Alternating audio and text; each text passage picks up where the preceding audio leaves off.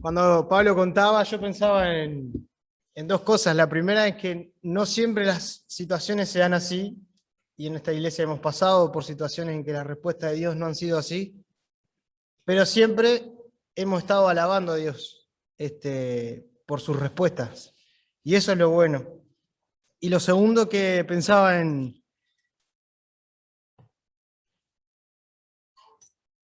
que es similar al libro de Hechos que estamos pasando algunas cosas, cuando escuchaba el testimonio de Pablo, ¿no? Y justo cuando lo leía esta semana al libro de Hechos decía eso mismo, ¿no? Señor,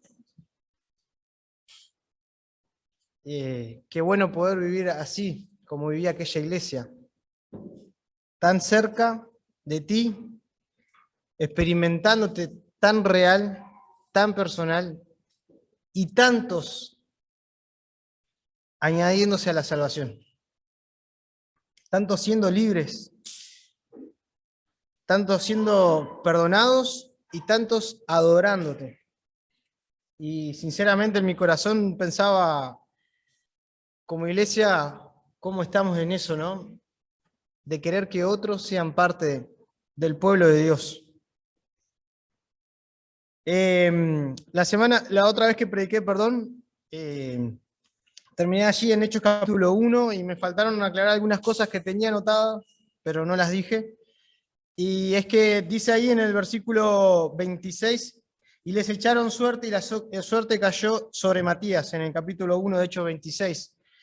Algo que no dije, sí dije que en el resto del Nuevo Testamento no encontramos casos así, pero algo que tenía anotado, que sí encontramos en la Biblia, en Romanos capítulo 12, versículo 1 y 2, un llamado a renovar nuestra mente a través de la Escritura para saber cuál es la buena y agradable voluntad de Dios para nosotros. No encontramos un llamado a echar suerte, pero sí encontramos un llamado a conocer la Escritura y renovar nuestra mente para saber qué quiere Dios. En el libro de Hebreos, capítulo 5, versículo 14, encontramos que somos llamados a tener los sentidos ejercitados, ¿sí? A discernir y a ejercitarnos en saber por dónde ir en la voluntad de Dios. Y en el libro de Efesios, capítulo 5, versículos 17 y 18, somos llamados a ser entendidos y llenos del Espíritu Santo. Entendidos de cuál es la voluntad de Dios y estar llenos del Espíritu Santo. Y una cosa que me aclaraba Diego es que estas personas todavía no tenían el Espíritu Santo, no tenían la guía del Espíritu Santo. Por eso recurrieron a esto. Y me parece que está buena la aclaración que me hizo Diego, ¿no? Pero otra de las cosas que yo anoté y no dije es que ellos no tenían la escritura completa como la tenemos nosotros. Y por eso recurrieron a este método. Ahora llegamos al capítulo 2. El Señor Jesús estuvo 40 días con ellos, ascendió, y leemos ahí en el capítulo 1, versículo 4 dice, y estando juntos les mandó que no se fueran de Jerusalén. El Señor asciende, empiezan a pasar los días, y dice el capítulo 2, versículo 1, cuando llegó el día de Pentecostés, estaban todos unánimes juntos. El día del Pentecostés, la palabra usamos para pentagrama, para pentágono, está asociado a 50 en realidad. Y es que 50 días después de la fiesta de la Pascua, estaba esta fiesta que en realidad en el Antiguo Testamento figura como fiesta de las primicias. Entonces, desde la Pascua hasta acá pasaron 50 días. ¿Cuántos días había estado el Señor Jesús con ellos? 40. O sea que estuvieron 10 días esperando que se cumpliera el versículo 4. Ellos no tenían claro, y ya lo dije la otra vez, cuándo iba a venir la promesa del Espíritu Santo. Ellos sí tenían claro que tenían que estar en Jerusalén, unánimes, unidos. ¿Y qué similitud con la promesa de que Cristo viene? No tenemos el cuándo, pero sí tenemos el cómo debemos esperar la promesa de su regreso. Estos hermanos, dice ahí, cuando llegó el día de Pentecostés, otras versiones dice que cumplido el día de Pentecostés, porque presentaban, perdón, la ofrenda de la primicia de la cosecha, y después del día de reposo, el sacerdote presentaba esa ofrenda. Y es interesante que ahí en Levítico, por si están anotando, capítulo 23, versículos 10 y 11, se nos habla de esta fiesta de las primicias. Y en Números capítulo 28, versículo 26 también se nos nombra. Pero es interesante que luego que pasaba este evento, ya la gente se iba de Jerusalén. Recordamos que en aquella época la nación de Israel debía recurrir una vez al año al templo. Y luego de la Pascua se quedaban hasta que se cumplían estos días y después ya volvían. Algunos dicen, algunos historiadores, que fue uno de los momentos que más personas había en Jerusalén, por las condiciones que estaba la nación de Israel. Entre revueltas, entre todo lo que estaba habiendo de curiosidad acerca de Jesucristo, y entre la lucha que tenían los fariseos, bueno, la lucha no, la especie de acomodo que tenían con Roma. El asunto es que esa misma gente que estaba allí en la Pascua, que vio la crucifixión de Cristo, la gran mayoría aún permanecía ahí hasta que se cumplía esta fiesta. Y ahora iban a presenciar otra cosa. Aquellos que habían aprobado la muerte del autor de la vida, iban a escuchar el mensaje del autor de la vida.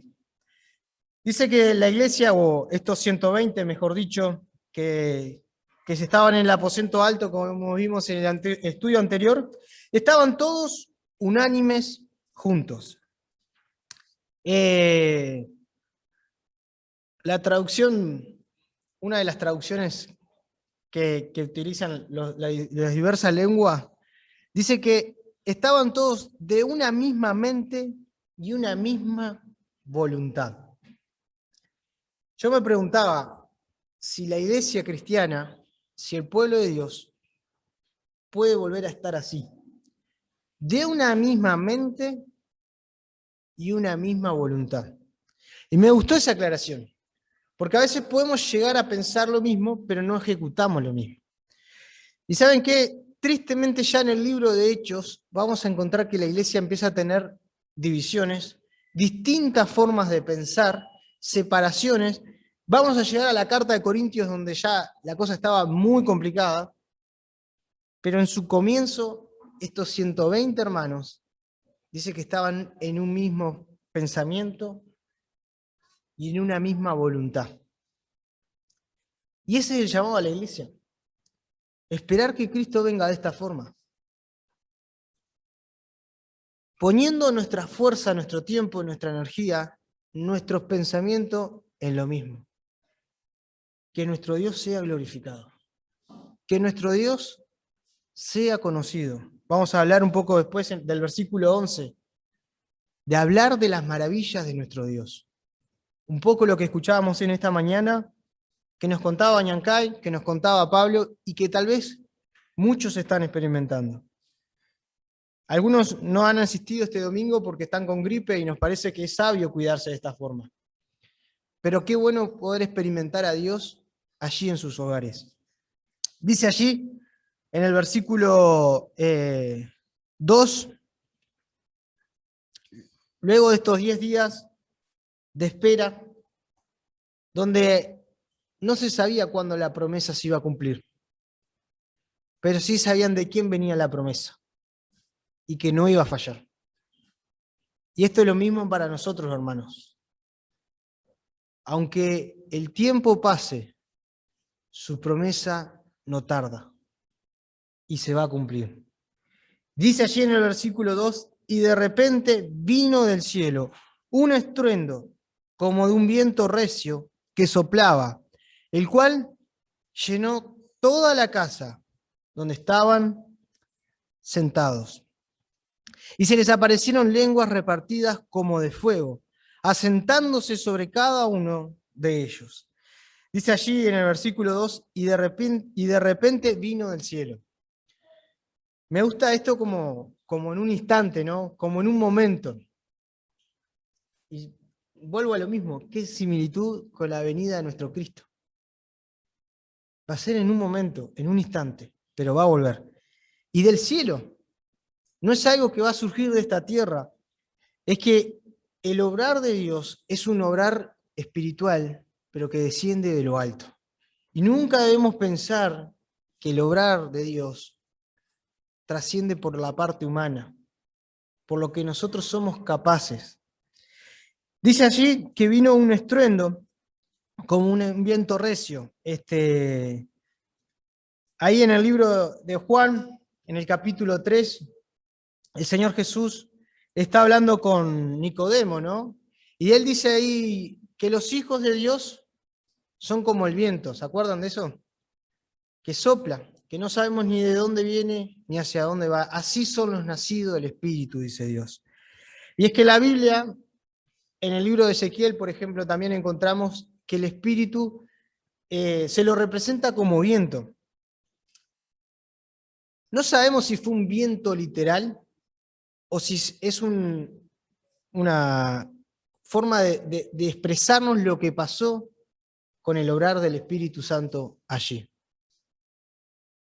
Lo que sí sabemos es que la promesa de Dios se cumplió de una forma que ellos por ahí no habían visto, pero sí conocían por lo que decía la Escritura.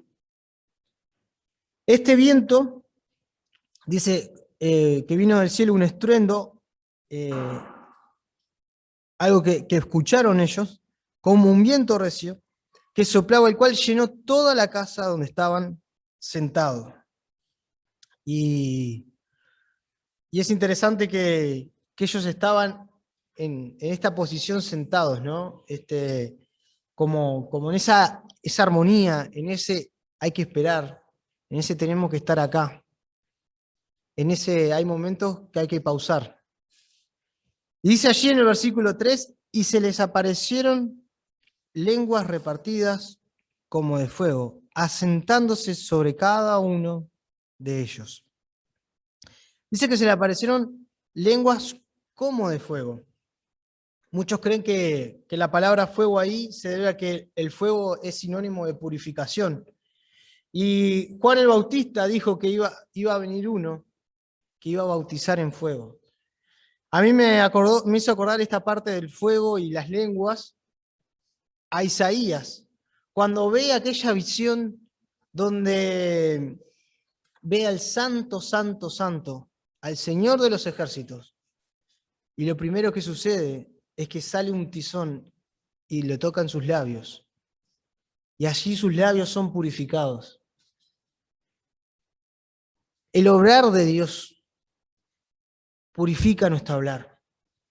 El Señor Jesús dijo, de la abundancia del corazón habla la boca. Lo que andamos diciendo es el reflejo de lo que hay adentro de nosotros. Y cuando el Espíritu de Dios empieza a obrar en nuestra vida, una de las cosas que tiene que cambiar es nuestro hablar. Pero no es un cambio de apariencia, no es una purificación aparente, es una purificación que proviene del corazón mismo. Dice que estas lenguas que fueron repartidas, que fueron dadas por Dios, que es Dios mismo quien va repartiendo las cosas, no es la iglesia, no fueron los discípulos, no fueron aquellos apóstoles. Quien reparte el Espíritu es Dios. Dice que se fue asentando, hay una traducción que me parece muy acertada, dice que fue morando, permaneciendo, habitando sobre cada uno de ellos. Estas lenguas como de fuego, este espíritu que se fue repartiendo, no miraba condición social, no miraba procedencia, no miraba, si era hombre o mujer, miraba corazones piadosos, miraban corazones que adoraban a Dios. Dice luego allí, en el versículo 4, y fueron todos llenos del Espíritu Santo, y comenzaron a hablar en otras lenguas, según el Espíritu le daba que hablasen. Qué interesante, ¿no? Que en ese instante fueron llenos del Espíritu Santo. Y un poco lo hablamos de que estamos pasando por un momento en el libro de Hechos de salir donde el Espíritu de Dios había estado en el Antiguo Testamento, en algunos casos puntuales, viniendo y yéndose.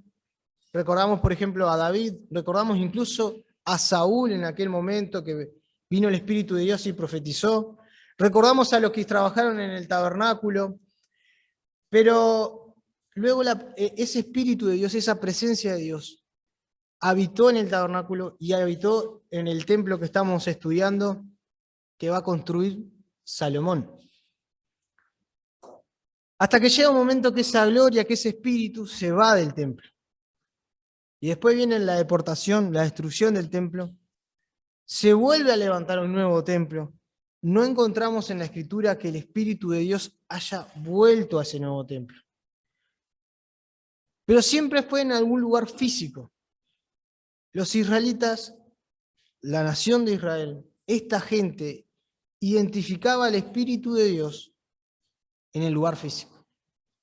Y estamos en el cumplimiento de la fiesta de las primicias, el principio de la cosecha. Pero ahora va a haber una cosecha espiritual. Va a comenzar una cosecha espiritual, donde el Espíritu va a venir a los corazones de las personas y donde, como dice en 1 Corintios capítulo 15, Cristo es la primicia de la resurrección. Es el principio de esa gran cosecha. Una cosecha que implica salvación, una cosecha que implica que el cristiano tiene la esperanza eterna. Y acá vamos a leer en el versículo 4, perdón, ya leímos, que parte de esa obra es la llenura del Espíritu, que sucede en la vida cristiana en el momento que creemos, pero que luego, como leí en el versículo 17 del libro de Efesios, capítulo 5, somos llamados a buscar esa llenura. Al igual que pasó acá, Dios nos llena en ese primer momento de salvación. Pero luego, por nuestra vida, por nuestro pecado, por nuestra carne, esa llenura se va bajando, se va apagando, se va contristando. Y debemos cada día ser llenos, luchar con nuestra carne, luchar con el pecado, luchar con nuestro orgullo y buscar la llenura del Espíritu. Dios, como así, por así decirlo, hace ese puntapié inicial. Pone su Espíritu en nosotros plenamente. Y luego nosotros debemos cada día buscar esa llenura. Es decir, buscar que el Espíritu nos domine completamente, que el Espíritu de Dios, que el Espíritu Santo reine en nuestras vidas. Dice ahí en el versículo 4, y fueron todos llenos del Espíritu Santo y comenzaron a hablar en otras lenguas. Vamos a leerlo más adelante, pero son lenguas humanas, son lenguas de idiomas. Incluso la palabra original allí se perfila también a lenguas de idiomas. Pero es interesante que dice, según el Espíritu le daba que hablasen. ¿Por qué? Porque no todos hablaron el mismo idioma, no todos hablaron la misma lengua, sino que el Espíritu obró de distintas formas. Aunque es el mismo Espíritu Santo, aunque es la misma llenura, el qué hacer luego es diferente en cada cristiano. ¿Se entiende? Sí, todos somos llamados a vivir a Cristo, a predicar a Cristo, a vivir en santidad. Pero en su obra, que hay diversidad de dones, que hay diversidad de ministerios, según el Espíritu va guiando, cada uno va haciendo. Tenemos el manual como la regla, por dónde debemos andar. Tenemos a Cristo como el perito arquitecto que va edificando su iglesia. Pero cada uno, y esto no quiere decir que nos haga estar separados ni pensar distinto, no. Cada uno va cumpliendo su función. Aquí el Espíritu Santo hizo que cada uno hablara de formas distintas. No todos hablaron de la misma forma. Dice allí, en el versículo 5, moraba entonces en Jerusalén judíos, varones piadosos de todas las naciones bajo el cielo. Me encanta la aclaración de Lucas allí, ¿no? Judíos, varones piadosos. Es que debemos entender que hay una Israel como nación, pero hay una Israel como descendiente de Abraham, de salvación. Que hay una Israel que existe como pueblo, que tiene sus leyes, su gobierno, y acá incluso, pero hay una Israel que es pequeña, que es un remanente, que es piadosa. Que por más que tiene el mismo título como nación, tiene un corazón distinto ante Dios. Y el mismo Señor Jesús le dijo a estos judíos en un momento, ustedes son hijos del diablo, a una parte de la nación de Israel. Pero había un grupo que a pesar de que la nación de Israel en su religiosidad estaba tan corrompida, que a pesar de que todo ya era más política y ganancia económica, a pesar de todo eso, eran piadosos a Dios. ¿Por qué? Porque creían en Dios y en sus promesas. Y estas personas que estaban ahí, a punto de retomar para sus hogares, para sus ciudades, para sus lugares, que eran judíos piadosos, que realmente querían adorar a Dios. Dice allí en el versículo 6, y hecho este estruendo, se juntó la multitud y estaban confusos, porque cada uno les oía hablar en su propia lengua. ¿Por qué el Espíritu hizo que cada uno hablara de forma distinta? Porque era necesario para que las personas los escucharan hablar en sus propias lenguas natales. Es interesante que cuando suceden cosas de Dios, genera curiosidad a la gente. La multitud al instante se reunió cuando escuchó este ruido, este estruendo. ¿Y qué pasó? Empezaron a preguntarse qué era eso. Pero el obrar de Dios a veces en las personas que no son salvas genera esa curiosidad. Acá dice que estaban confusos, no sabían qué pasaba. Y son buenos momentos para aprovechar, como vamos a leer que se aprovechó, para dar testimonio, para hablar de Dios. Uno escucha, como lo que contaba Pablo, ¿no? Que pueda tener paz. O personas que por ahí han pasado por la enfermedad y han dicho, estoy tranquilo, yo sé a dónde voy. Y yo sé a quién he creído. Y la gente que no es cristiana no entiende eso. Y es un buen momento para testificar de Cristo. Dice allí, en el versículo 7, y estaban atónitos y maravillados, diciendo, mirad, ¿no son galileos todos estos que hablan? Los galileos tenían una particularidad que, aparte de ser un poco tosco para hablar, ellos, según lo que dice la historia, se comían las sílabas. No sé bien, ahí la maestra, justo se fue la maestra.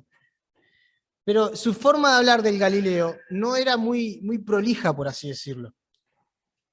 Y cómo estos galileos, que tenían un hablar un poco bruto, tosco, no prolijo, llegaban a hablar en otros idiomas. Y eso llamaba la atención. Y saben, cuando nos convertimos a Cristo y vivimos en la plenitud del Espíritu, hacemos cosas que ante esta sociedad parecen imposibles. Que nos miran y dicen, pero tú no eras así. Pero ¿cómo puede ser que tú decidas esto en el siglo XXI? Es que ¿saben qué? Cuando el Espíritu obra en nuestros corazones, para las personas es una locura lo que estamos viviendo, lo que estamos decidiendo, el cómo estamos actuando. Pero para Dios es su voluntad y lo agrada. A las personas les generaba esta intriga cómo estos galileos llegaban a hablar de esta forma. Y mi pregunta es, ¿nuestra vida en la cotidiana genera intriga delante de los que no son cristianos? ¿Cómo puede ser que vivamos así? ¿O simplemente es una vida más? Cuando Dios obra, no pasa desapercibido.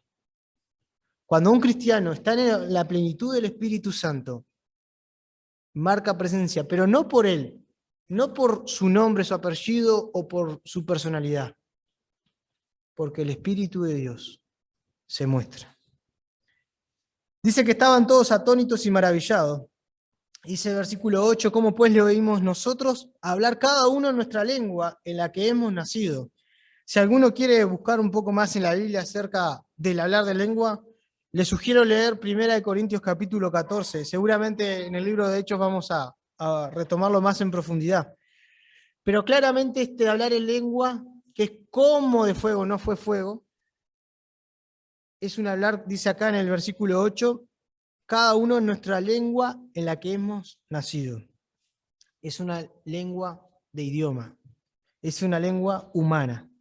Versículo 9 dice, partos, medos, elamitas, y los que habitan en Mesopotamia, en Judea, en Capadocia, en el Ponto, en Asia, en Frigia, en Panfilia, en Egipto, en las regiones de África, más allá de Cirene, y romanos, aquí residentes, tanto judíos como prosélitos, cretenses y árabes, les oímos hablar en nuestra lengua las maravillas de Dios.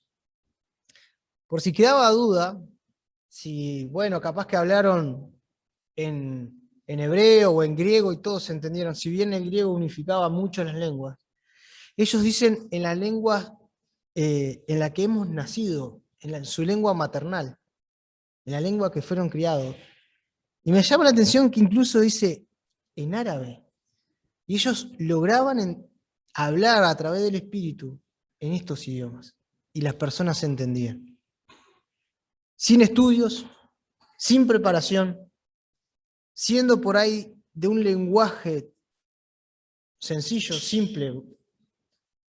Cuando Dios obra, no hay nada imposible. Dice que tanto judíos, dice el versículo 10, como prosélitos, aquellos que no habían nacido bajo la nación de Israel, que no habían sido descendientes de Abraham, pero que habían decidido ser parte de esta nación, en sus ritos religiosos, en su forma de adorar a Dios. Y yo pensaba, ¿no? Cómo el mensaje de Dios ya se está dando a los que nacieron a la nación de Israel y a los que decidieron ser parte, para todos. Todas las naciones bajo el cielo allí reunidas. ¿Por qué? Porque había una fiesta, es cierto, pero porque Dios iba a orar. ¿Y cómo se cumple la promesa de Dios en un tiempo bueno, un tiempo exacto? Porque un par de días después ya no iban a estar todas esas regiones representadas allí. Pero el Señor cumple sus propósitos en su tiempo. Y eso es lo que debemos confiar y esperar. Dice el versículo 11, ¿de qué hablaban? Le oíamos hablar en nuestra lengua las maravillas de Dios. Qué interesante nuevamente, ¿no? Cuando el Espíritu empieza a obrar allí en estos 120 hermanos reunidos, la lengua es lo que más marca la diferencia, su hablar.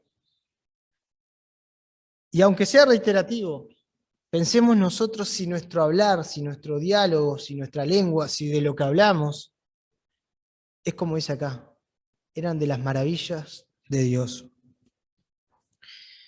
¿Cuántas veces hemos tomado ese tiempo para hablar incluso entre cristianos de lo que Dios ha hecho, de lo que hemos entendido de Dios en la Escritura, de lo que Dios es. ¿Cuántas veces preferimos, y me incluyo, hablar de otras cosas, escuchar otras cosas, mirar otras cosas, que de las maravillas de nuestro Dios? Estos 120 que estaban unánimes, que estaban juntos, hablaban de lo mismo, porque había un mismo sentir. Muchas veces hablamos con otras personas que no tenemos el mismo diálogo, hablamos el mismo idioma, pero los temas son distintos, porque no hay espíritu, porque no hay madurez espiritual. Pero qué desafío que como iglesia constantemente estemos hablando de las maravillas de nuestro Dios. Dice allí en el versículo 12, y estaban todos atónitos y perplejos, diciendo unos a otros, ¿qué quiere decir esto? A ver, hay algo sobrenatural. ¿Qué quiere decir de parte de Dios esto? Todos estos judíos nacidos y prosélitos, todos estos piadosos que se habían reunido allí para completar esta fiesta de las primicias, esta fiesta del comienzo de la cosecha, ven esta situación y tienen intriga de saber qué Dios tiene.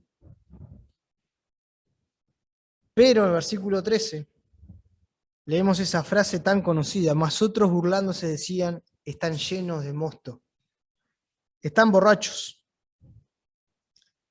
Yo pensaba cuántas veces cuando empezamos a vivir la plenitud del Espíritu, cuando empezamos a hablar de las cosas de Dios, cuando empezamos a vivir en el control del Espíritu Santo, viene la burla, viene la acusación, porque se burlaban, sí, pero diciéndole que estaban borrachos.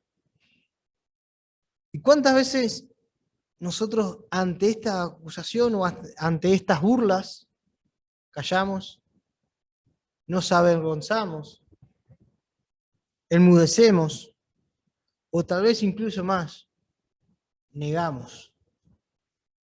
Pero la promesa del Espíritu Santo se estaba cumpliendo, se cumplió. Pero esa promesa tenía una condición. Decía que iban a recibir el Espíritu y lo iban a recibir un Espíritu con poder. Y es lo que va a pasar.